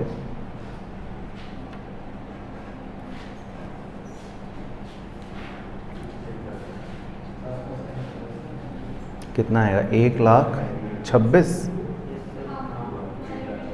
और मतलब 50% मिल गया ना, ठीक है। तो कितना आ रहा है 1,26,000, यही आ रहा है। बताओ मेरे जोशीले नौजवानों, है ना, आप तो जोशीले नौजवानों, 1,26,000 सीधा 252 का ही तो आधा करना है। हम तो जोश में हैं, 252 का आधा। अच्छा हिसाब निकाल रहे हो, हाँ तो पहले हिसाब तो निकाल लो। निकाल लिया हिसाब पूरा डेबिट क्रेडिट करके, ठीक है 168, ठीक है। तो 168, ओके, तो प्रिया ने भी यही भेजा, वेरी गुड। तो 168 का हिसाब है, बहुत बढ़िया। हाँ तो आधा कैश मिल गया, आधा नहीं मिला, तो 84। तो वैसे देखो एग्ज़ाम का 15 नंबर का क्वेश्चन है, बुरा नहीं है 15 नंबर के हिसाब से। अगर आप एक बार में सही करो तो इजी क्वेश्चन है। तो क्लियर हो गया, लेकिन देख लो अच्छे से, मन को संतुष्ट कर लो।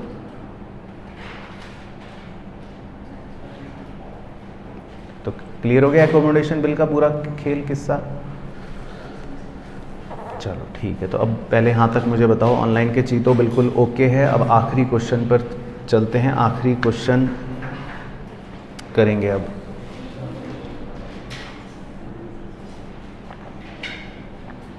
चलो ठीक है, तो अब तैयार हो आप आखिरी क्वेश्चन करने के लिए। आपको घबराहट होगी, आपको बुरा लगेगा, आपको थोड़ा आंसू भी आ जाएंगे, ठीक है। चलो तो लास्ट क्वेश्चन कर लेते हैं, आ जाओ। तो अभी तक हमने क्या क्या पढ़ लिया था 2 चैप्टर्स पहले। पहला चैप्टर कौन सा पढ़ा था बताओ? BRS। उसके बाद कौन सा पढ़ा था? इन्वेंट्री। आज कौन सा पढ़ लिया? बिल। तो 3 हो गए। चलो तो अब ट्रू फॉल्स करेंगे तीनों के, स्टार्टिंग फ्रॉम 1, ठीक है। चलो तो आप बस आंसर नोट करते रहना, ABCD करके ऐसे नंबर डाल के, नंबरिंग डाल के। तो टोटल जो है हमारे मेरे ख्याल से 35 ट्रू फॉल्स हैं इसमें। तो 1 से शुरू करते हैं पहले। चलो तो 1 में लिखा है, irregular bank reconciliation discourages the accountant to be involve in any kind of fund embezzlement.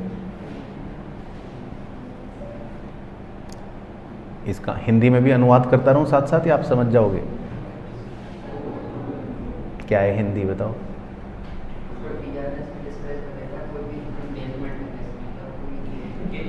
हाँ, एंगेजमेंट करने से नहीं, ठीक है, एम्बेजलमेंट करने से डिस्करेज कर देता है, मतलब अकाउंटेंट्स चोरी चकारी नहीं करते, ठीक है। तो ट्रू है तो लिख लो ट्रू।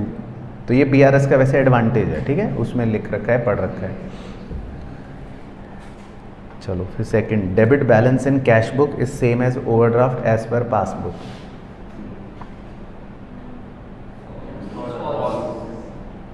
फॉल्स, क्योंकि debit balance in cash book मतलब होता है फेवरेबल और वो है अनफेवरेबल, तो गलत कह रहा है।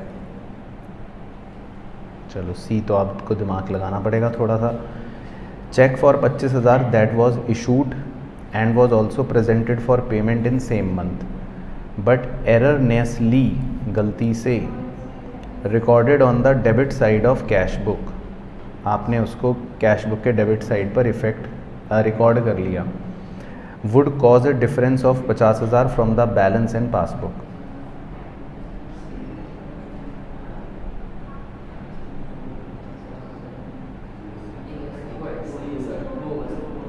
क्यों?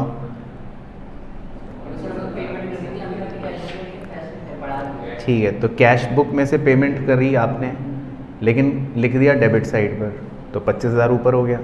पासबुक में से पेमेंट कटी होगी तो वो 25,000 नीचे हो गया, तो दोनों में डिफरेंस कितना हो गया? 50,000। सही, तो ट्रू है।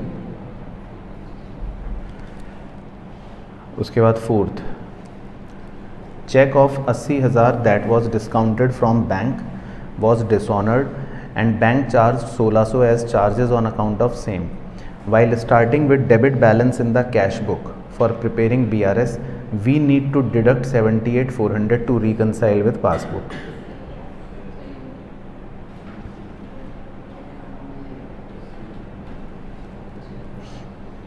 बताओ।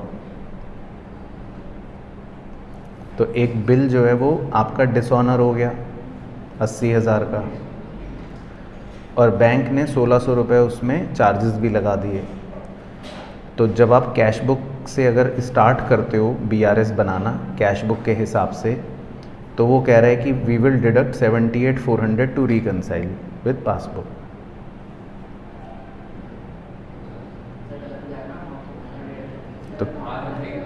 तो कितना डिडक्ट करना है आपको? 81,600 डिडक्ट करना है। तो क्या है, हो गया फॉल्स। उसके बाद E, when we start BRS with debit balance in cash book then cheques issued but not presented should be added back to arrive at the balance as per passbook.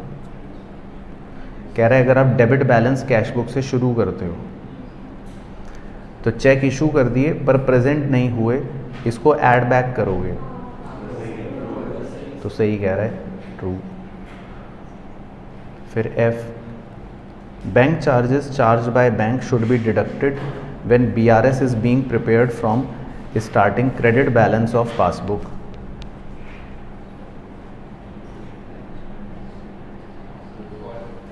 Passbook से अगर आप शुरू करते हो अपनी BRS credit balance वाली, तो bank charges जो होंगे उसको आप डिडक्ट कर दोगे।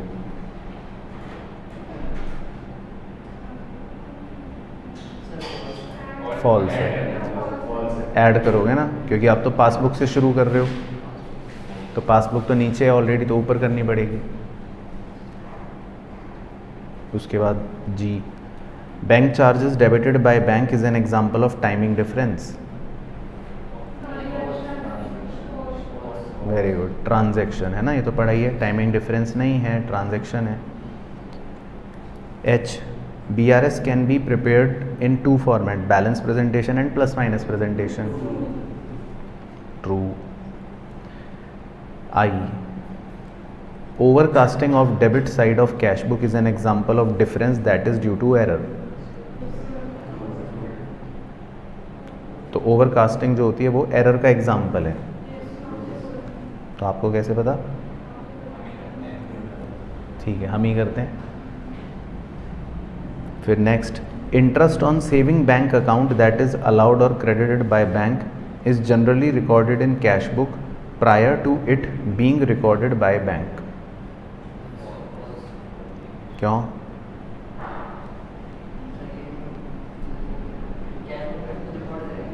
कैश बुक में नहीं, तो हम ही खुद ही कर रहे हैं। प्रायर का मतलब पहले।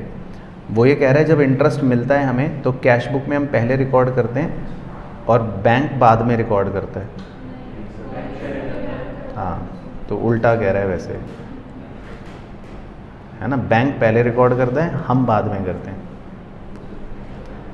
उसके बाद next, overcasting of credit side of cash book shall result in higher bank balance in cash book when compared with passbook.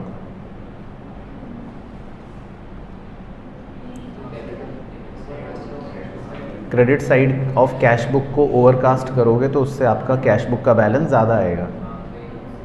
वो कह रहा है हाँ सही कह रहा है, कम आएगा क्योंकि पेमेंट साइड ज़्यादा है ना। ठीक है जोशीले नौजवान। उसके बाद next, there are 3 types of differences between cash book and passbook, namely timing, transaction and error. तो 3 ही होते हैं ना, ठीक है। उसके बाद BRS is the process of reconciling cash column of cash book and bank column of cash book.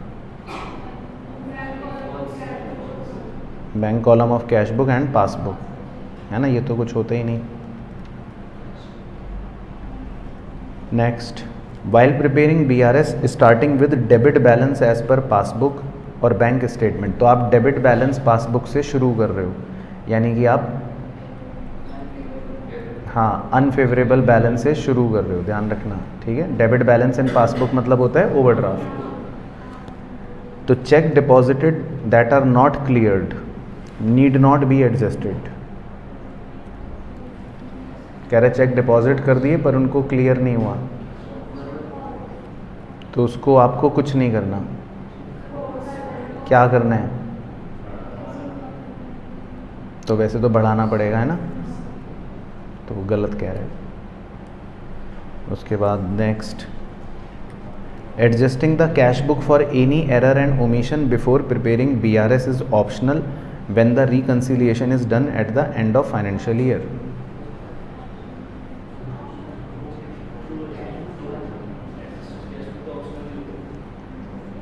Adjusted cash book तो optional ही होती है, बिल्कुल सही, परंतु जब हम फाइनेंशियल ईयर एंड पर होते हैं तब तो फिर आपको बनाना ही पड़ता है, तब फिर ये ऑप्शनल नहीं होगा, तब क्या होगा? कंपलसरी, क्योंकि ईयर एंड पर आपको एडजस्टेड कैश बुक बनानी ही पड़ती है। चलो, inventory. By product should be valued at net realisable value where cost of byproduct can be separately determined।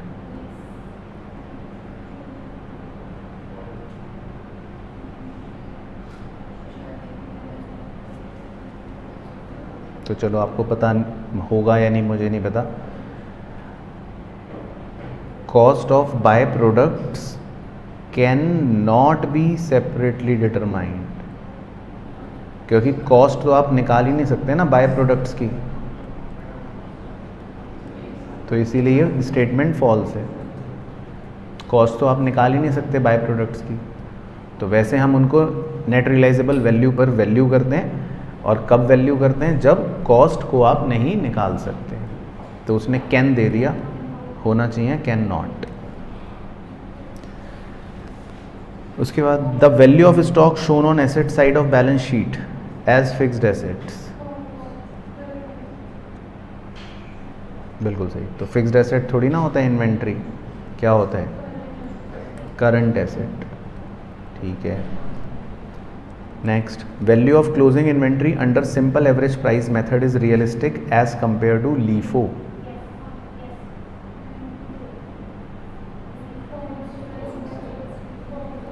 क्यों? आपको कैसे पता फॉल्स? नहीं, लीफो बेकार है, फीफो तो अच्छा। हाँ, लीफो बेकार होता है। तो लीफो जो है वो रियलिस्टिक नहीं होता। ज़्यादा रियलिस्टिक कौन होता है? एवरेज प्राइस, है ना। लीफो रियलिस्टिक नहीं होता। तो लीफो को तो AS2 भी इसलिए मना करता है।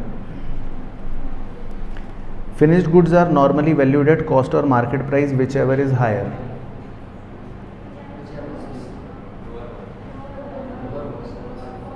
तो ये आपको कैसे पता लोअर?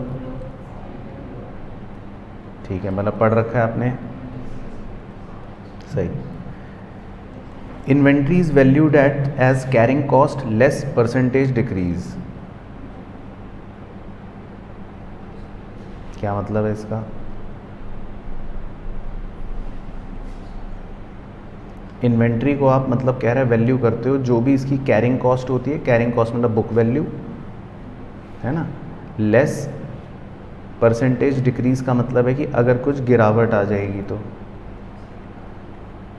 तो आप अपनी इन्वेंट्री को क्या ऐसे वैल्यू करते हो कि मान लो जो भी उसकी कैरिंग कॉस्ट है या बुक वैल्यू है और जो भी गिरावट आ गई वो माइनस करते हो। तो हाँ, ऐसे तो करते हैं। तो आपने इन्वेंट्री के कुछ क्वेश्चन करे होंगे जिसमें ऐसी अंग्रेजी लिखी होती है कि वो स्लो मूविंग आइटम है, उसमें उसकी वैल्यू कम हो गई, तो आपने करी है ना गिरावटें कई बार। तो इन्वेंट्री की वैल्यू तो ऐसी ही होगी। उसके बाद next, valuation of inventory at cost और net realisable value whichever is less is based on conservatism.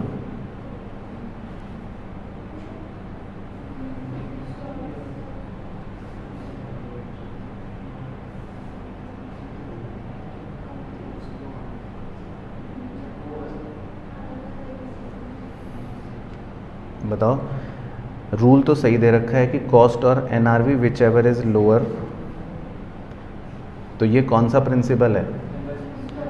Conservatism. Conservatism ही तो होता है, ठीक है, तो ट्रू है। एक काम करना, ऊपर वाला जो है उसमें इन्वेंट्रीज वैल्यूड एज ना, उन्होंने रूल नहीं दे रखा, तो एक काम करो ऊपर वाले को आप फॉल्स ही कर लो, क्योंकि नीचे वाले में भी लिखा है इन्वेंट्री की वैल्यूएशन है कॉस्ट और NRV whichever is lower, तो ये ज़्यादा बेटर वैल्यूएशन मेथड होता है ना, क्योंकि इन्वेंट्री की वैल्यू का रूल क्या है वैसे तो? कॉस्ट और NRV whichever is lower, है ना। तो ऊपर वाले को फिर आप फॉल्स कर लो, क्योंकि नीचे वाला ज़्यादा बेहतर है, यही होना चाहिए एग्जैक्ट वैसे तो।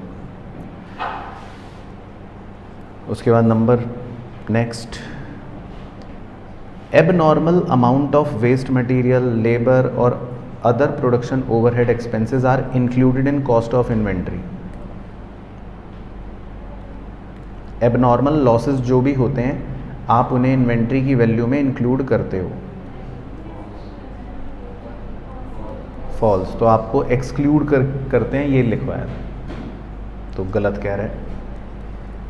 उसके बाद next, under LIFO valuation of inventories based on the assumption that cost are charge against revenue in the order which they अकर।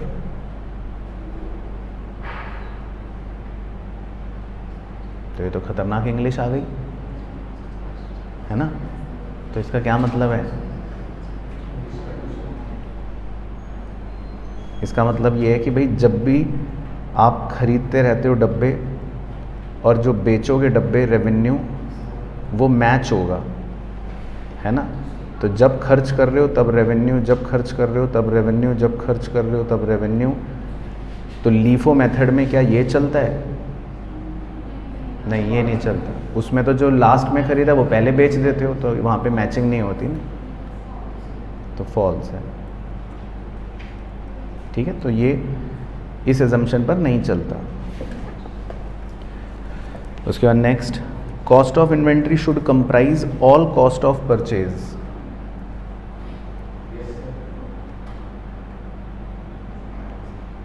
सारी कॉस्ट लेनी है,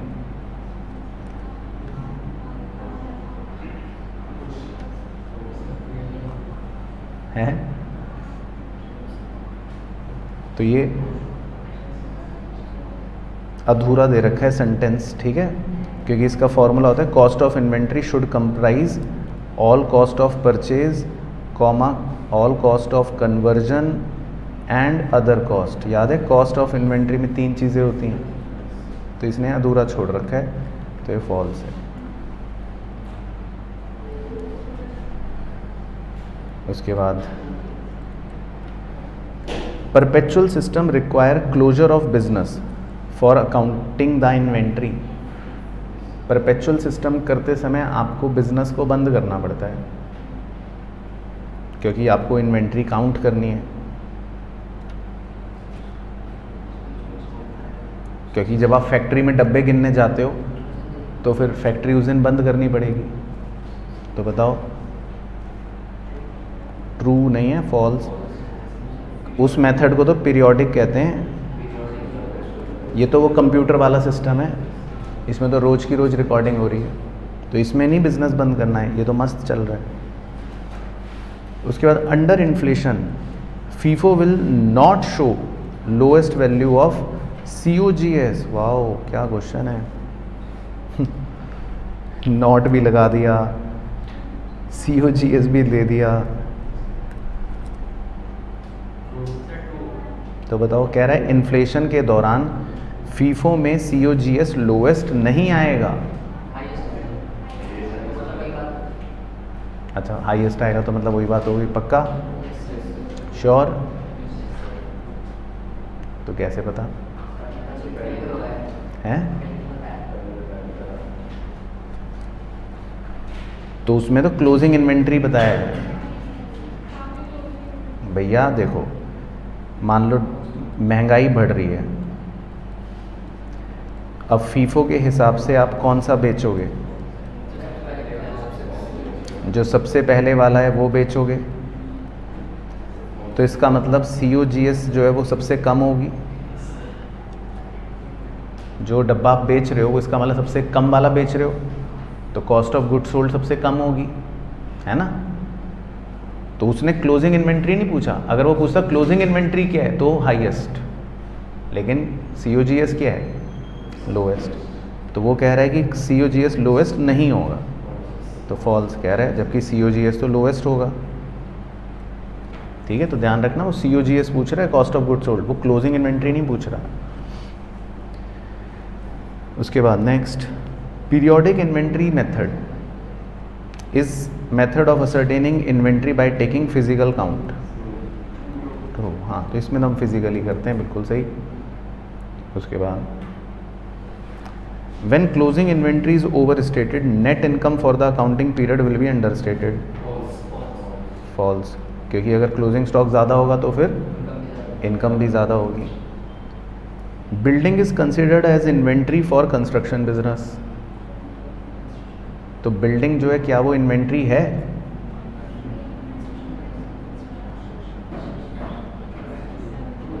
है, कंस्ट्रक्शन बिजनेस के लिए तो है ही, क्योंकि उनके लिए तो यही काम है, उन्हें तो यही बेचना है।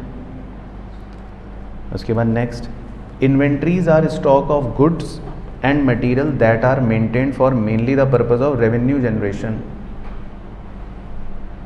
इन्वेंट्रीज को आप अपने पास बिजनेस में इसलिए रखते हो ताकि आप रेवेन्यू जनरेट कर सको। ट्रू, तो ये डेफिनेशन है, बिल्कुल सही। फिर बिल्स ऑफ एक्सचेंज जो आज पढ़ा उसके 5 ट्रू फॉल्स हैं। Promissory note is different from bills of exchange because the amount is paid by the maker in case of the former and acceptor in case of the latter. तो English समझिए, खाली तुक्के मार रहे हो। Promissory note में पैसे कौन देता है? मेकर, और बिल्स ऑफ एक्सचेंज में एक्सेप्टर। उसके बाद next, foreign bills of exchange is drawn in the country and payable outside the country. True, यही होता है फॉरेन बिल ऑफ एक्सचेंज। उसके बाद bills payable account is a nominal account, और reason personal account. हाँ, real nominal personal में से personal होता है। उसके बाद next, A has drawn a bill on B, B accept the same and endorse the bill to C.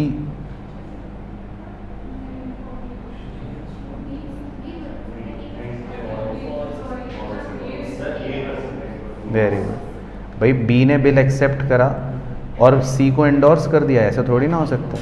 Endorse करने की ताकत तो किसके पास है? ए के पास है। और last, promise to pay is included in bill of exchange.